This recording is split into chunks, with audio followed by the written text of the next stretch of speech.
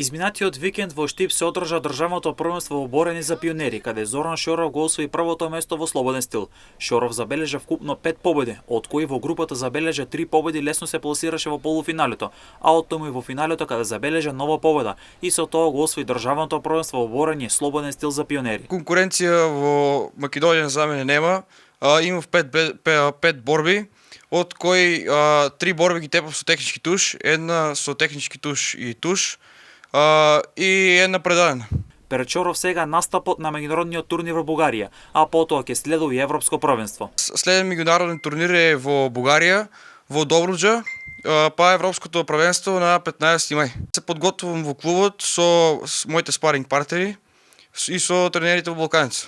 На 15 мај ќе се одржи европското првенство во Грција, на кое Шоров ќе земе учество. Европското првенство ќе се одржи на 15 мај во Лутраки, Грција, во Атина.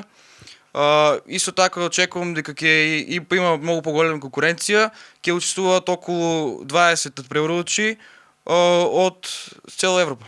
Шоров се надава дека со добар ждреп и со негови добри борби во Штип да се врати со медал. Па со добар ждреп и со добри борби може да се надеваме на медал.